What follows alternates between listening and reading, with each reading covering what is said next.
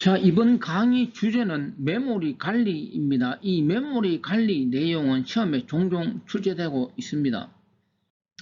자, 첫 번째 용어 페이지와 세그먼트 다룹니다. 이 용어는 이상하게 지금까지 시험에 상당히 출제가 되었습니다. 특별한 것은 없고 용어 페이지와 세그먼트 차이는 우리가 컴퓨터 사용해서 어떤 메모리가 있을 때 그 메모리를 한꺼번에 사용하는 것은 아니고 그 메모리를 작게 분할하여 사용합니다. 분할할 때 동일한 크기로 분할할 수도 있고 서로 다른 크기로 분할할 수도 있을 것입니다.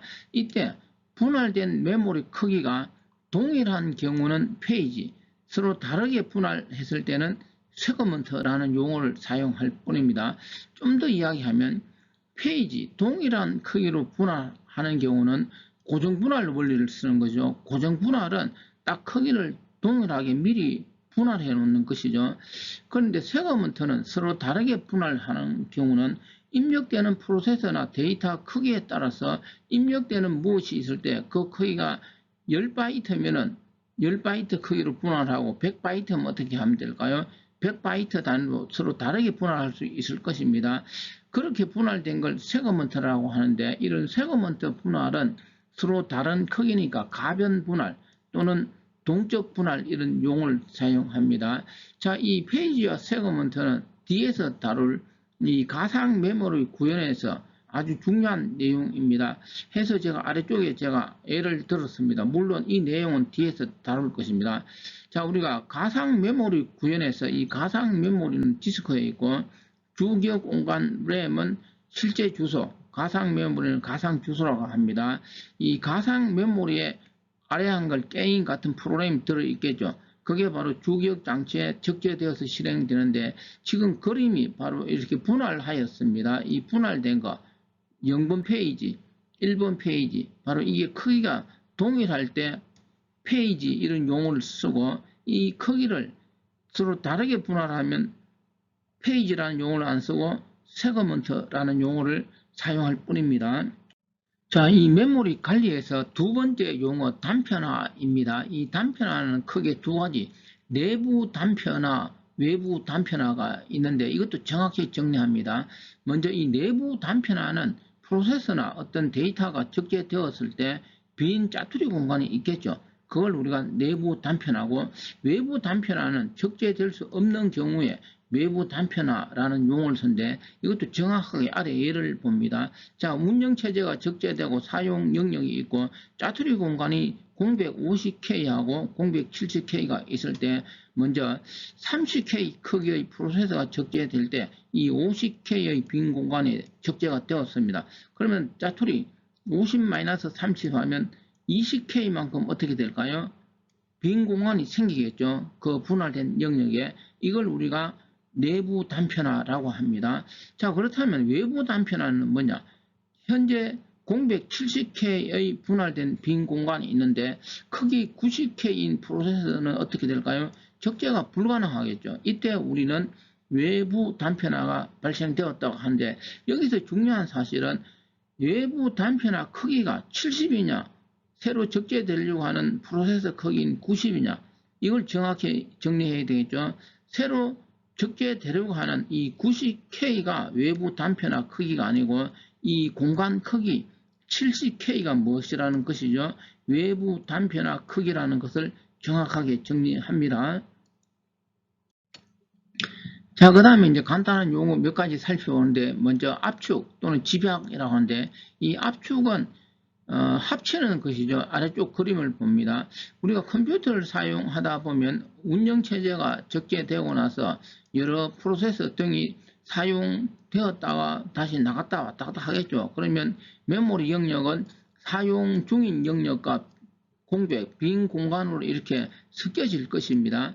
자, 이렇게 섞여졌을 때 공백이 이렇게 떨어져 있죠. 이렇게 떨어져 있으면은 큰 프로세서가 들어올 때 빈 공간이 있어도 어떻게 될까요? 이 공간이 적으면 입력될 수가 적재될 수가 없겠죠. 그래서 우리는 어떻게 할 수 있느냐?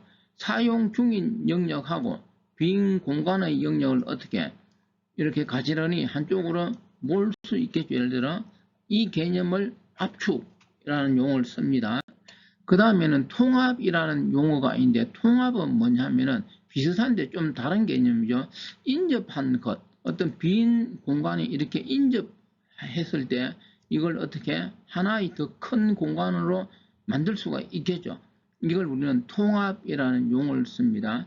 자, 이런 압축이나 통합은 언제 필요하냐라는 것인데, 바로 앞에서 외부 단편화는 큰 프로세서가 적게 될 때 빈 공간이 있지만 이렇게 떨어져 있으면 어떻게 될까요? 적게 될 수가 없겠죠. 이럴 때는 한 곳으로 몰면 되겠죠. 해서 압축이나 통합을 하면 외부 단편화를 해결할 수도 있다라는 것이죠. 자, 이번에는 기억장치 배치 전략입니다. 이 내용은 특별하게 어려운 것은 없지만 시험에 요즘도 종종 출제되고 있습니다. 이 기억장치 배치 전략은 어떤 새로운 프로그램이 적재될 때 메모리 빈 영역에 어떻게 적재할 것이냐, 배치할 것이냐인데, 그 원리는 세 가지: 최초, 최적, 최악으로 구분하는 것이죠. 당연하게 최초니까 어떻게 될까요? 빈 공간을 만나면 그냥 바로 무조건 배치하는 게 최초. 최적은 짜투리 공간이 가장 적게 남도록 배치하는 것을 최적. 당연하게 최악은 어떻게 될까요?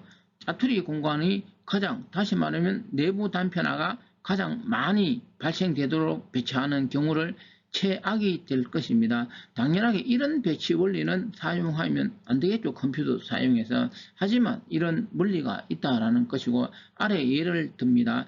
자, 그러면 크기가 20K인 프로세서, 프로그램이 적게 되려고 했을 때 현재 메모리 공간은 공백이 여기 30K, 70K, 그 다음에 15K, 그리고 25K 이렇게 빈 공간이 있을 때 이 20K의 새로 반입되는 프로그램을 어디 적재할 것이냐. 이때 최초 적합은 처음 검사했을 때 만나는 이 공백 30K는 20K가 들어갈 수 있습니다. 바로 여기에 딱 적재하는 것이죠. 그러니까 최초. 자, 이렇게 최초 적합을 하면은 내부 단편화는 30-20에서 10K가 발생되고, 최악은 뭘까요? 가장 큰 빈 공간에 적재하는 것이죠. 가장 큰 빈 공간은 공백 70K가 될 것입니다. 그래서 여기에 적재하는 것을 우리가 최악, 어쨌든 이런 원리를 실제에서는 사용하면 안 될 것이고, 최악 적합 여기 적용하면 어떻게 될까요? 짜투리 공간은 50K, 내부 단편화가 50K, 엄청나게 낭비가 될 수 있을 것입니다. 마지막으로 최적은 20K가 적재되는데 빈 공간 20K가 있으면 거기에 적재하면 내부 단편화는 하나로 발생되지 않을 것입니다. 그런데 없어. 그러니까 어쩔 수 없이 공백 25K에 이걸 적재하는 거죠. 이때 우리는 최적 적합이라고 하고, 내부 단편화는 5K가 발생되었다라는 것입니다. 자, 이번에는 버퍼링과 스플링입니다. 우리가 컴퓨터 사용에 버퍼링은 여러 곳에 적용하는 것이죠. 왜 이 버퍼가 필요할까요? 컴퓨터는 여러 기기들이 유기적으로 연결되어 있고, 그 기기들은 속도가 어떻게 될까요? 똑같지는 않죠. 속도 차이가 엄청나죠. 지금 화면에 보는 것처럼 램, 디스크, 프린터 이런 장치들은 어떻게 될까요? 속도 차이가 엄청난 것이죠. 이런 엄청난 속도 차이를 극복하기 위해서 우리는 무엇을 사용하느냐? 버퍼의 개념을 사용하는 것입니다. 자, 그러면 지금 설명할 이 버퍼링과 스프링인데, 이 스프링도 일종의 버퍼의 개념입니다. 자, 그리고 이 버퍼링과 스프링에 대해서 잠깐 이야기하면, 과거에는 이 내용이 시험에 상당히 종종 자주 출제되었습니다. 그런데 요즘은 거의 출제되지 않고 있습니다. 혹시 뜬구름처럼 출제될 수 있기 때문에 대략적으로 설명하려고 합니다. 먼저 이 버퍼링과 스플링에 대해서 설명하고 세부적인 것은 뒤에서 좀 더 설명하도록 하겠습니다. 자, 먼저 화면에 그림을 보면 여러분들이 이 강의를 듣고 있는 것은 어떻게 이 강의를 들을 수가 있습니까? 제가 이 컴퓨터 일반 강의를 패스25에 올려두었죠. 그런데 제가 이 강의를 패스25 사이트 이 장소에 직접 올린 건 아니고, 제가 여기 한번 적어두는데, 이 두부라는 그 데이터 센터 관련 사이트에 저 미국 어디에 있는 것 같습니다. 그게 올려둔 것이 어떻게 이 인터넷 선을 따라 여러분 컴퓨터로 들어가 갖고 여러분 컴퓨터에서 다시 어디로 이 화면에 나타나서 이 강의를 들을 수 있는 것이죠. 이 원리를 우리는 뭐라고 하느냐, 이 버퍼링 원리인데 이걸 실시간 스트리밍 이렇게 이야기하는 것이죠. 자, 또 하나 예를 들었습니다. 야구 중계, 축구 중계, 지금 월드컵 하고 있는데 여러분들이 인터넷으로 볼 수 있죠. 이것도 역시 인터넷을 따라와서 어디에 주격장치 램에 그 내용이 들어오겠죠. 영상이. 그게 여러분 어디에 화면에 나타나서 월드컵 축구, 야구 중계를 볼 수 있습니다. 그런데 과거에 한 10년 전까지만 하더라도 제가 인터넷으로 야구나 축구 중계 보려면은 공이 날아가다가 중간에 멈추고 그냥 점점점 이렇게 나타나는 경우도 허다하였습니다. 그런데 지금은 기술이 발전하고 컴퓨터 속도도 빨라져서 뭐 인터넷 월드컵 축구 이런 거 봤을 때 어떻게 되죠? TV로 보는 거하고 똑같죠. 그만큼 컴퓨터 속도와 기술이 많이 발전하였습니다. 자, 이런 원리가 버퍼링의 원리라고 하는 것이죠. 그런데 또 이런 경우도 있겠죠.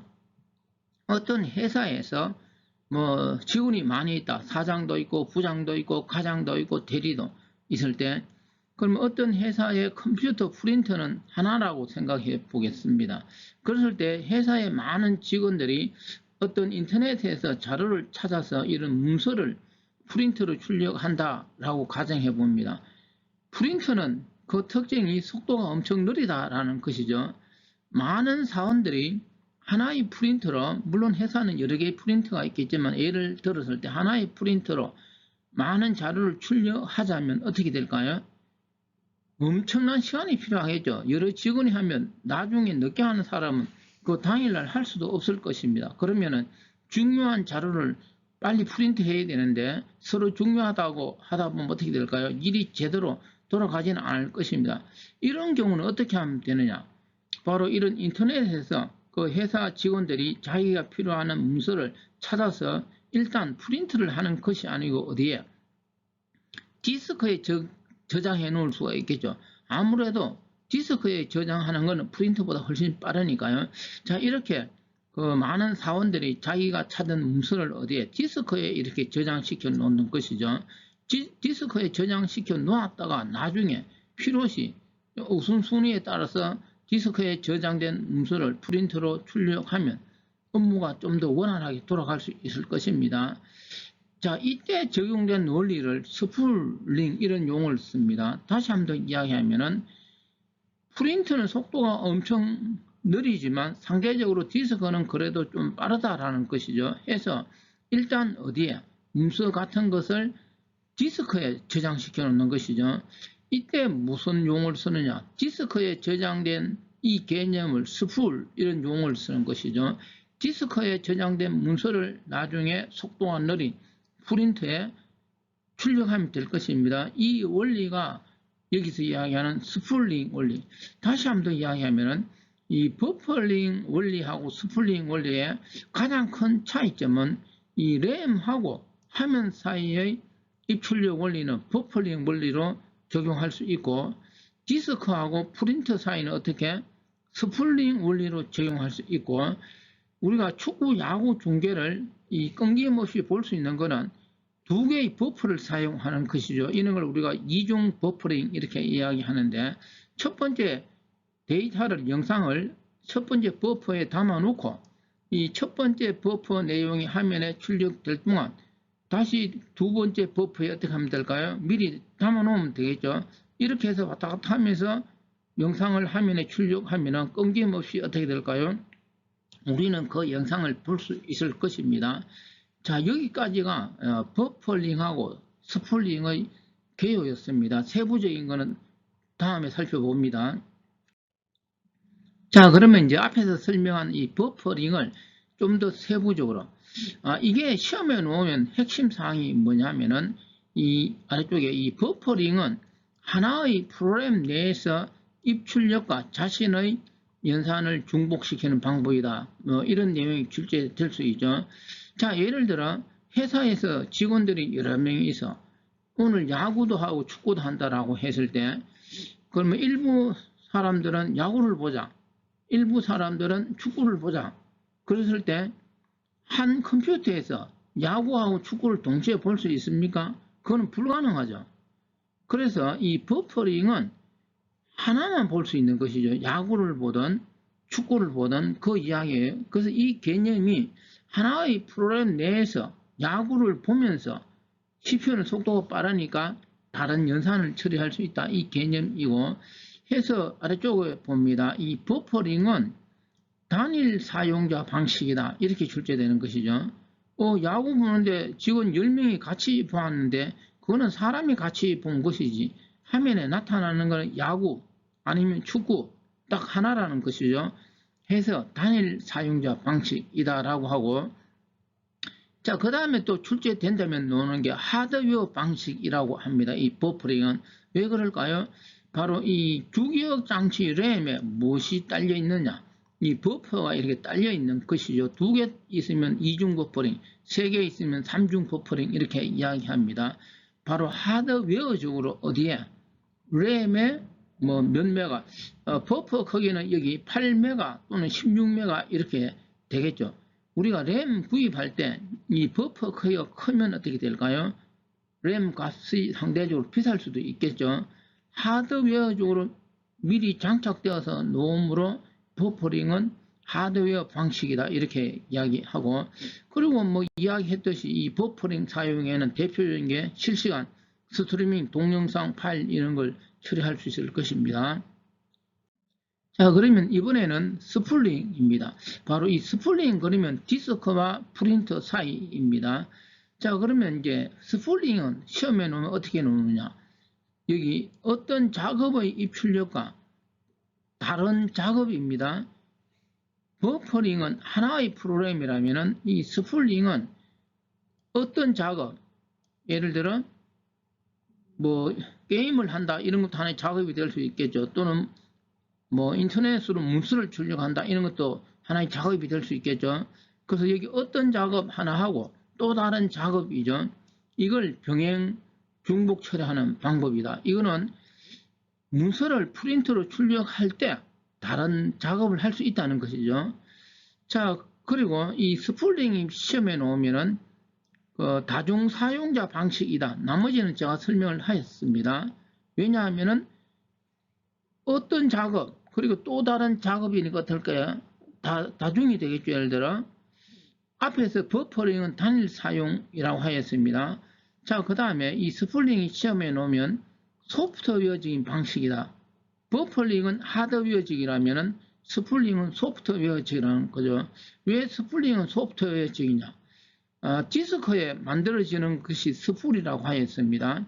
그러면 이 디스크에 하드웨어적으로 이 스플이 이렇게 있습니까? 하드웨어적으로 디스크 공장에서는 올 때 이 스플이 만들어지는 건 아니죠. 이거는 스플은 소프트웨어적으로 만들어야 되는 것이죠. 해서 스플링은 소프트웨어적인 방식이다. 이렇게 이야기합니다. 아무튼 여기까지가 이 버퍼링하고 스플링 차이인데, 요즘은 이상하게 거의 출제되지 않고 혹시 출제될까 싶어서 정리하였습니다. 자, 이번 내용은 오버레이입니다. 역시 이 내용 과거에는 가끔 출제되었는데 요즘은 거의 출제되지 않고 있습니다. 간단하게 살펴봅니다. 자, 그럼 오버레이가 뭘까요? 우리가 컴퓨터에서 뭔가를 실행한다라고 했을 때 그 실행의 원리는 어떻게 될까요? 과거에는 프로그램을 실행하기 위해서는 디스크에 있는 프로그램을 100% 어디에? 주기억 장치 램에 적재시켜야 그 프로그램은 실행할 수 있었습니다. 근데 요즘은 그렇지 않죠. 자, 이 과거 기준으로 덩치 큰 프로그램을 실행시키기 위해서는 어떻게 해야 할까요? 주기억 장치 용량이 엄청나게 커야 가능하겠죠. 그런데 주기억 장치 용량은 상대적으로 작고 아주 덩치 큰 프로그램을 실행시키는 방법이 있다. 그게 바로 오버레이 기법이라는 것이죠. 어떻게? 바로 이 주기억 장치에 먼저 프로그램 수행에 꼭 필요한 것을 먼저 적재시키고 꼭 필요하지 않는 것은 이렇게 나누어서 그 시점에 먼저 입력 부분이 필요하면 입력 부분을 오버레이 영역이라고 합니다. 가져오고 그리고 내보내고 그 다음에 처리 부분이 있으면 처리 부분을 오버레이 영역에 가져오고 또 내보내고 출력을 하기 위해서는 출력 부분을 다시 오버레이 영역에 가져오고 이런 원리로 아주 덩치 큰 프로그램을 나누어서 이런 원리로 하면은 규격장치 용량은 상대적으로 작아도 실행 가능할 것입니다. 그런데 이 오버레이 기법은 지금 현재는 사용되지 않는 이유가 뭐냐? 지금 현재 컴퓨터는 가상 메모리 원리로 구현된다는 것이죠. 이 가상 메모리 구현은 처음에 지금도 많이 출제되고 다음 강의에서 진행할 것입니다. 이 가상 메모리 구현 원리는 아무리 덩치 큰 프로그램이라도 그걸 100% 가져오지 않고 꼭 필요한 것만 규격장치 램에 적재시킨 후 실행하는 원리입니다. 해서 이 가상 메모리 구현에서는 오버레이는 저절로 해결된다 이렇게 이야기를 합니다. 자, 그 다음 마지막으로 페이징 기법. 앞에서 뭐 페이지에 대해서 설명하였는데, 자, 이 페이징 기법에서 여기 순수 페이징 이런 용어가 있고, 요구 페이징이라는 용어가 있는데, 이 차이는 무엇이냐라는 것이죠. 앞에서 설명한 것처럼, 원래 초창기에는 컴퓨터에서 프로그램 실행하는 원리는 순수 페이징 기법이었습니다. 이 말은 뭐냐? 2번 내용을 잘 읽어봅니다. 모든 것을 어디에 그 프로그램의 모든 페이지를 주격 장치에 적재시킨 후 실행하는 방식, 이게 순수 페이지.